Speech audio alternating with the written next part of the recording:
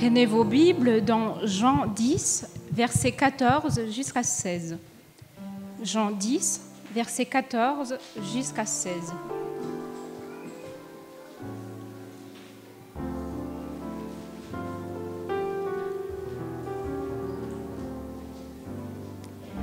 Moi, je suis le bon berger. Je connais mes brebis et mes brebis me connaissent. Tout comme le Père me connaît et que je connais le Père, je donne ma vie pour mes brebis. J'ai encore d'autres brebis qui ne sont pas dans cet enclos. C'est là aussi, il faut que je les amène. Elles écouteront ma voix. Ainsi, il n'y aura plus qu'un seul troupeau avec un seul berger. J'invite Dominique à venir pour la prédication.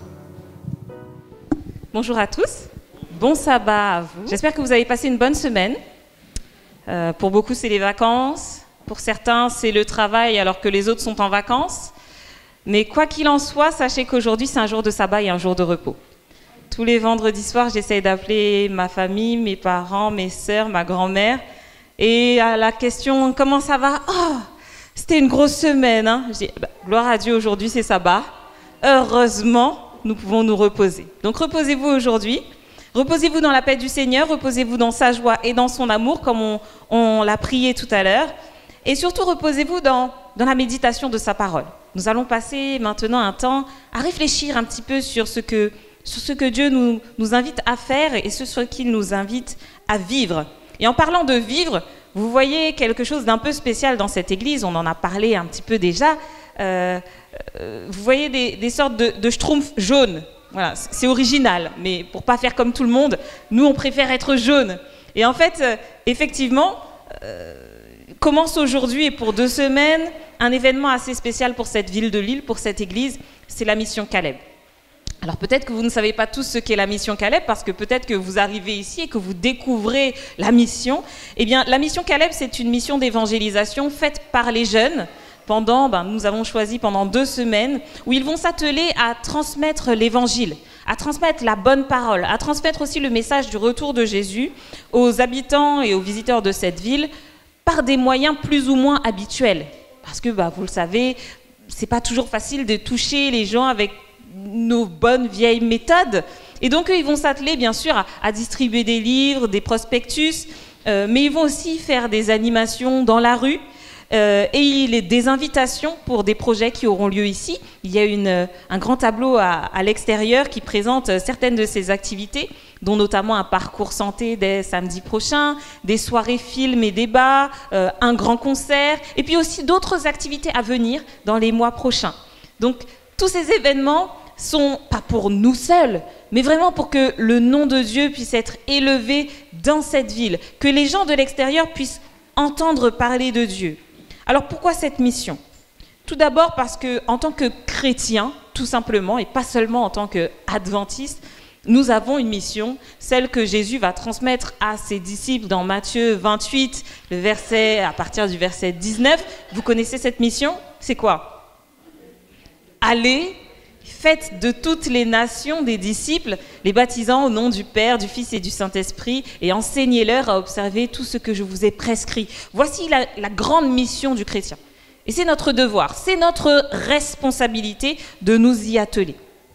C'est vrai que, au regard des circonstances, de la vie, de ce pays, ce n'est pas toujours facile de proclamer sa foi et de témoigner de ce que nous croyons.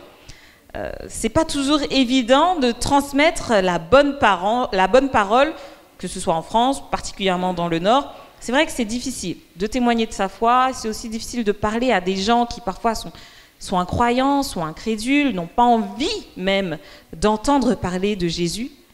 Mais Dieu nous a dit, vous êtes la lumière du monde.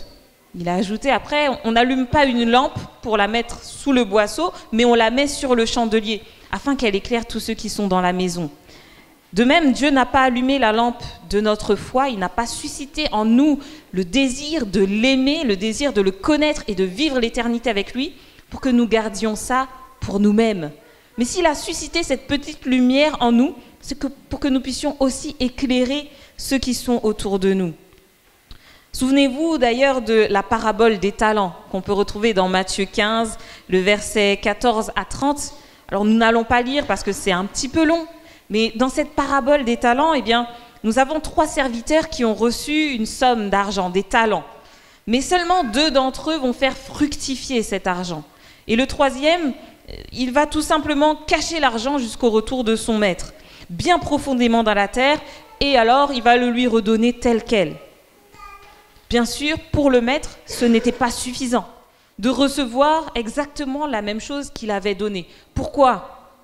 Parce qu'il n'a pas payé un serviteur, le loger, le nourrir pendant toute son absence pour que ce serviteur ne travaille pas. Si le maître a pris soin de pourvoir aux besoins du serviteur et de lui donner une tâche, c'est pour que la tâche soit accomplie, menée à bien. À quoi bon faire tous ces efforts pour n'avoir aucun retour ? Et de même, Dieu qui prend soin de nous, Dieu qui pourvoit à nos besoins, a aussi envie de nous voir œuvrer pour lui. Dieu n'a pas besoin d'excuses, de savoir si la mission est difficile, de savoir si les gens sont réceptifs. Il nous donne toutes les cartes en main pour accomplir son œuvre, et ce qu'il veut, c'est des résultats, ou au moins que nous ayons une action pour lui. C'est donc bien à nous de trouver des moyens pour toucher les gens, et c'est un petit peu le but de la mission Caleb, de toutes les missions d'évangélisation qui ont lieu aujourd'hui. Trouver un moyen de toucher, de trouver une brèche au sein de l'indifférence, au sein de la méfiance, pour semer une graine d'amour, une graine de foi et une graine d'espérance. Ensuite, la mission Caleb existe parce que, tout simplement, les gens ont besoin de connaître Dieu. Ils ont soif de Dieu, sauf que, malheureusement, ils n'en sont pas conscients. Ils ne le savent pas.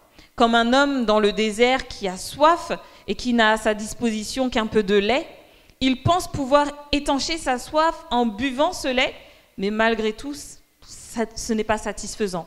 Il continuera toujours d'avoir soif parce que ce dont il a besoin, c'est d'eau. Et plus encore, il a besoin de l'eau vive. L'être humain a besoin d'eau vive. Cette eau dont Jésus parle dans Jean 4, le verset 14, où Jésus, parlant à une femme samaritaine, va lui dire « Celui qui boira de l'eau que je lui donnerai n'aura jamais soif. Et l'eau que je lui donnerai deviendra en lui une source d'eau qui jaillira jusque dans la vie éternelle. » Jésus est lui-même cette eau vive. Il est lui-même cette eau qui désaltère et qui soulage. Sans lui, on pourra vivre dans ce monde, mais il restera toujours un vide qui empêchera d'avancer sur la route du bonheur, sur la route du contentement, de la satisfaction et sur la route de la paix. C'est pourquoi il y a tant de personnes en souffrance dans ce monde, qui souffrent de solitude, qui souffrent de dépression, qui souffrent de mal-être, parce qu'elles ont soif et elles n'arrivent pas à étancher leur soif. Et enfin, la mission Caleb existe pour que nous puissions tout simplement apprendre et comprendre qu'il y a vraiment plus de bonheur à donner qu'à recevoir. La Bible le dit, mais on a parfois du mal à le comprendre et à le concevoir. Mais oui, quelle joie il y a de transmettre l'Évangile. Quelle joie de voir une vie transformée. Et cette mission nous aide aussi à goûter à la puissance que Dieu met dans l'Évangile. L'Évangile, c'est une puissance pour le salut de quiconque croit. Et lorsque nous sommes à l'œuvre pour l'Évangile, eh bien, nous profitons en premier de cette puissance. La mission existe pour que les jeunes, et les moins jeunes bien sûr, mais surtout que les jeunes sachent qu'ils sont aussi des collaborateurs de Dieu. Trop souvent, on les met de côté en disant « ils n'ont pas assez d'expérience ». Ils ne savent pas encore vraiment de quoi ils parlent. Ils n'ont peut-être pas suffisamment étudié la Bible. Et effectivement, quand on est jeune, on n'a pas 40 ans d'expérience derrière soi. Mais les missions d'évangélisation sont là pour nous dire qu'on n'a pas besoin d'avoir bac plus 15 en vie à l'église pour pouvoir être un bon témoin, pour pouvoir être un vrai témoin et pour pouvoir accomplir la mission. On a lu le chapitre 4 du livre de Jean. Dans ce même chapitre, Jésus parle à une femme samaritaine. Et il lui révèle que, à travers plusieurs discussions, que c'est lui le Messie. Et cette femme ne va pas avoir plus de 5 minutes de foi en Jésus pour aller et prêcher et dire ce qu'elle a vécu, dire ce qu'elle a vu, qui elle a rencontré. Et la Bible, dans Jean 4, le verset 39 à 41, nous dit qu'elle a fait du bon travail, elle a fait du très très bon travail, avec 5 minutes de foi. Il est dit que plusieurs Samaritains de cette ville crurent en Jésus. À cause de cette déclaration formelle de la femme, il m'a dit tout ce que j'ai fait. Aussi, quand les Samaritains vinrent le trouver, ils le prièrent de rester auprès d'eux, et il resta là 2 jours. Un beaucoup plus grand nombre crurent à cause de sa parole. Vous vous rendez compte ? 5 minutes de foi. Elle a témoigné de ce qu'elle a vécu. Des gens ont cru grâce à elle. D'autres ont senti quelque chose qui les intéressait. Ils sont allés chercher des réponses.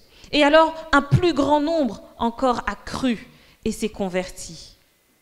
Pas besoin d'être un professionnel de la Bible, de l'Église, pour témoigner.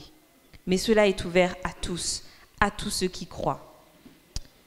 Vous savez, les gens ont besoin du Seigneur. Le monde a besoin du Seigneur.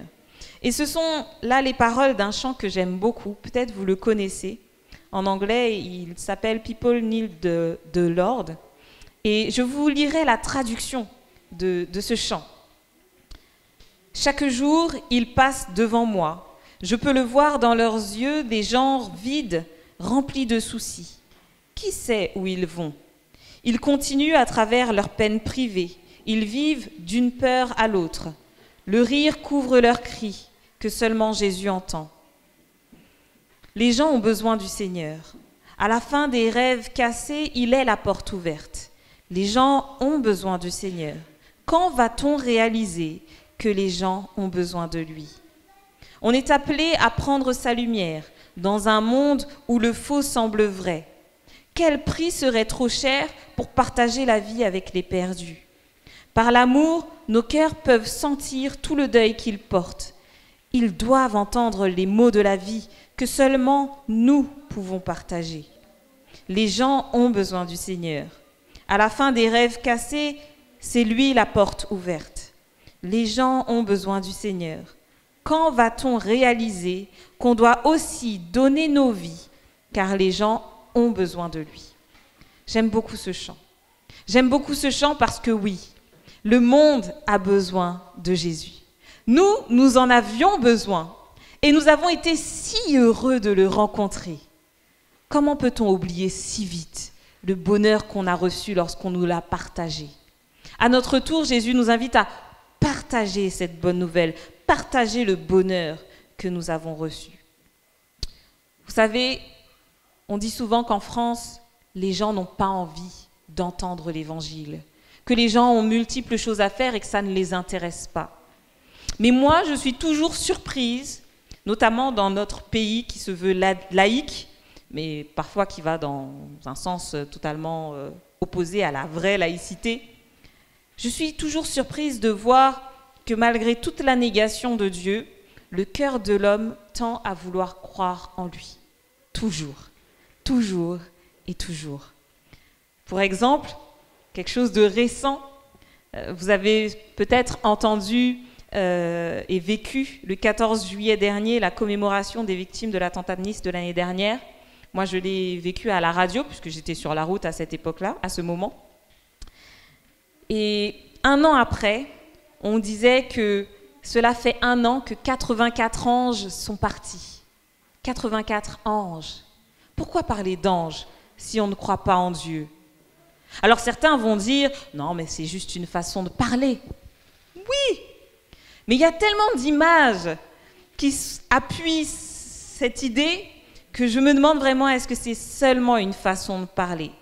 Parce que pour ceux qui sont au courant, qui ont suivi cela, vous savez qu'à la fin de cette journée, 84 faisceaux lumineux ont été allumés, projetés vers le ciel et allumés en mémoire de ces victimes. Et à la radio, quand nous écoutions le journaliste commenter, il parlait de 84 faisceaux lumineux comme les âmes qui montent vers le ciel. C'est exactement les termes qu'il a employés, que ces faisceaux montaient comme les âmes qui montent au ciel. Dixit donc ces mêmes gens qui ne croient pas en Dieu, qui ne veulent pas croire en Dieu. Et effectivement, car cette idée de personnes qui deviennent des anges après la mort ou de personnes qui montent au ciel, que leur âme monte au ciel après la mort, elle ne vient pas de Dieu. Au contraire, elle vient du diable. Et ça, depuis le début. Quand Dieu dit à Adam, le jour où tu mangeras du fruit de l'arbre défendu, tu mourras, qu'est-ce que Satan va répliquer ? Mais non, dit-il, vous ne mourrez point. Quand Dieu dit, tu es poussière et tu retourneras à la poussière, qu'est-ce que Satan va dire ? Mais non, vous deviendrez des anges et vos âmes survivront à jamais. Quand Dieu continue et qu'il dit, Jésus est allé vous préparer une place, et quand il vous aura préparé une place, il reviendra, il vous prendra avec lui, afin que là où il soit, vous soyez aussi, eh bien Satan va dire, mais non, quand vous mourrez, vous montez tout de suite au ciel, et vous pouvez même rester en contact avec vos proches, il n'y a pas de besoin d'attendre le retour de Jésus. Le plus grand mensonge de Satan, l'immortalité de l'âme, pèse sur les consciences, qu'on le veuille ou non. Elle pèse sur les consciences et dans l'inconscient de beaucoup, comme une cage qui empêche de saisir la réalité, la vérité du salut et du besoin de salut. Besoin que Jésus revienne pour nous prendre avec lui. D'autres mensonges de la sorte ferment les cœurs à la voix du Seigneur, mais le monde a besoin de nous. Il a besoin de nous pour que nous l'aidions à trouver le Seigneur. Les gens autour de nous ont besoin de savoir que la délivrance d'une vie de souffrance, de difficultés et de soucis ne vient pas avec la mort. La mort n'est pas la solution. La mort n'est pas le passage vers une vie meilleure. La véritable solution, la véritable délivrance, elle se trouve dans l'espérance du prochain retour de Jésus-Christ. Et alors, comme nous lisons dans Apocalypse 21, le verset 4, nous savons qu'il n'y aura plus ni deuil, ni cri, ni douleur, car les premières choses auront disparu. Dans Jean, au chapitre 10, et le verset 14 à 16, que nous avons lu tout à l'heure, Jésus déclare être le bon berger. Je vous propose de reprendre ce texte, de le lire à nouveau. Jean 10, versets 14 à 16.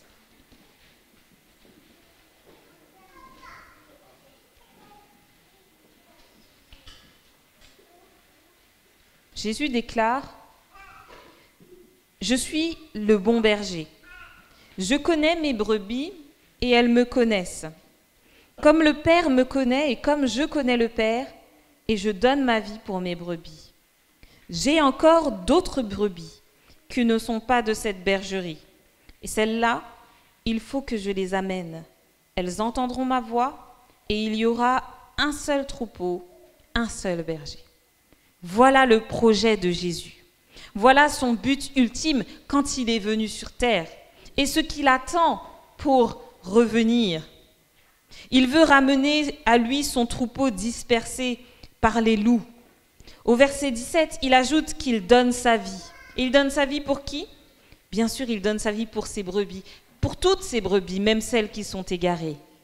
Dieu nous invite à travailler avec le bon berger, à travailler à rassembler les brebis, à les appeler, à les interpeller pour qu'elles reviennent, qu'elles entendent sa voix et qu'elles reviennent, non pas à nous, mais à lui. C'est pour cela que Jésus est venu sur cette terre. Sauver le monde, c'est la seule raison de son incarnation et c'est ce pourquoi il est mort et il est ressuscité. Rien de plus. Voilà la bonne nouvelle qu'il nous invite à vivre. Tout d'abord pour nous qui étions égarés et qui l'avons trouvé. Nous qui étions peut-être à la place de ces brebis perdues et qui avons trouvé le chemin vers la bergerie du Seigneur en entendant sa voix. Mais aussi, nous sommes appelés à partager cette bonne nouvelle à tous ceux qui ne sont pas encore dans la bergerie, mais qui sont toujours égarés et qui aspirent à trouver la voie, à trouver le vrai chemin. Jésus-Christ est le chemin. La Bible dit qu'il est le chemin, il est la vérité et il est la vie. C'est lui que nous devons présenter au monde, parce que c'est lui qui sauve. C'est lui qui révèle la vérité. La mission Caleb, c'est la mission de ceux qui n'ont pas peur ou qui ne veulent plus avoir peur de sortir de la zone de confort de l'Église pour aller explorer le monde, pour aller accomplir leur mission, pour aller rendre gloire au Seigneur. Ils ne sont pas effrayés ou découragés de voir le monde tel qu'il est, car en regardant les uns et les autres, ils ne voient que la beauté que Dieu peut créer, que Dieu peut faire naître dans le cœur des autres. À la place du drogué, à la place de la prostituée, à la place de l'alcoolique, à la place de l'adultère, à la place du voleur, à la place du délinquant, à la place de celui qui est rejeté par la société, il va voir un enfant de Dieu. Il va voir quelqu'un qui est si précieux que Jésus, Fils de Dieu, est venu sur cette terre pour mourir pour lui. La mission Caleb, c'est l'œuvre du Seigneur, pas la nôtre, mais la sienne, à laquelle il nous invite. Il nous fait l'honneur et le grand privilège de participer. Alors engageons-nous dans cette mission, sortons dehors, sortons de cette église où nous sommes tous convertis, sortons d'entre nous et allons propager le message que Jésus est mort, mais aussi qu'il est vivant. Et témoignons de ce que nous avons vu et vécu. Partageons la bonne nouvelle du salut et la bonne nouvelle de la vie par Jésus. La tâche est grande et nous aurons certainement beaucoup de travail à accomplir pour que tous les habitants de l'île soient convertis. Mais nous avons une tâche peut-être moins grande, car celle-là, c'est celle du Seigneur. Notre tâche, c'est de faire en sorte que tous les habitants de l'île entendent le message et qu'ils le reçoivent au moins avec vérité. La tâche est grande pour amener toutes ces brebis perdues à Dieu, mais le Seigneur a dit « La moisson est grande et il y a peu d'ouvriers, alors priez le maître de la moisson d'envoyer des ouvriers dans sa moisson. » Lorsque nous faisons ce genre de prière, nous devons aussi nous tenir prêts si Jésus nous appelle. Parce que c'est bien de prier que le maître fasse sa part en appelant, en équipant. Mais quand il m'appelle, moi aussi je dois me tenir prêt à mettre mes chaussures, à revêtir l'armure et aller au front pour porter la bannière du Seigneur. Alors rejoignez-nous dans cette mission. Rejoignez-nous en participant de quelque manière que ce soit, celle que vous pouvez. Rejoignez-nous, parce que même si la tâche semble grande, n'oubliez pas le mot d'ordre de la mission Caleb. Avec Jésus, tout est possible. Et Dieu ne nous demande rien que nous ne puissions accomplir. Nous avons une vérité à proclamer. Nous avons une vérité à rétablir, que Jésus revient pour nous chercher, que Jésus est là, auprès de nous, et qu'il prépare le chemin pour que nous ayons la vie éternelle. Cette vérité, gardons-la dans nos cœurs et partageons-la avec tous ceux qui veulent bien l'entendre. C'est mon souhait, ma prière, et je pense que c'est le message de Dieu pour nous aujourd'hui. Soyez tous bénis.